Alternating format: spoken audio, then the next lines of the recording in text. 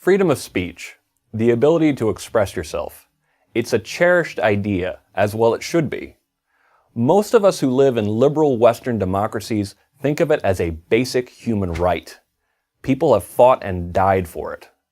But now we may be in danger of losing it. The threat is not coming from without, from external enemies, but from within.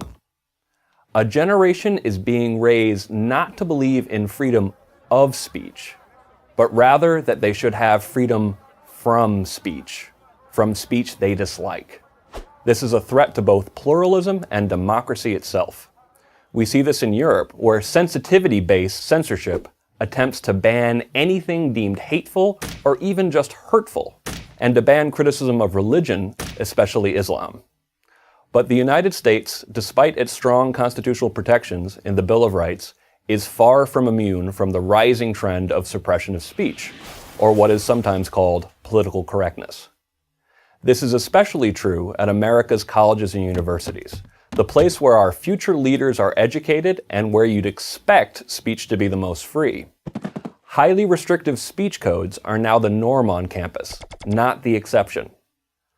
According to a study by my organization, the Foundation for Individual Rights in Education, FIRE, 54% of public universities and 59% of private universities impose politically correct speech codes on their students.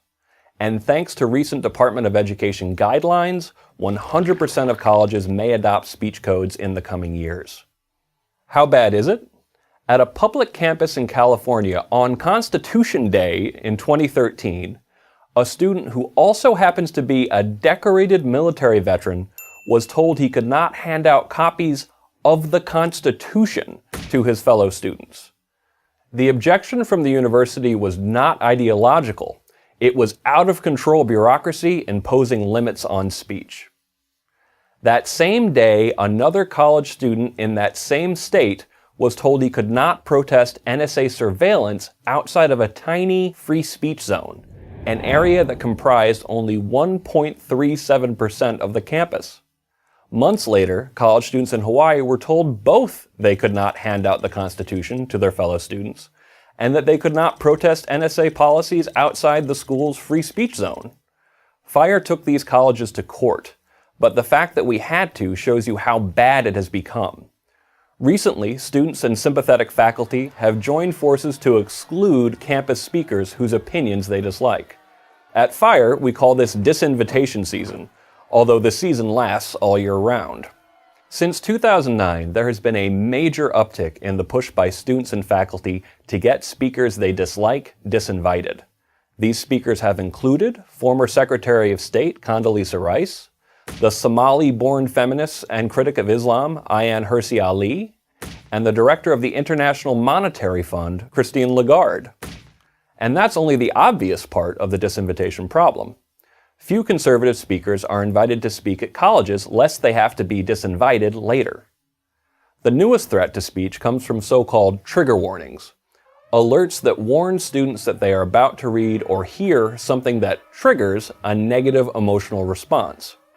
A 2014 New York Times article cited the example of a Rutgers student requesting trigger warnings for the classic American novel The Great Gatsby because it, quote, possesses a variety of scenes that reference abusive, misogynistic violence, unquote.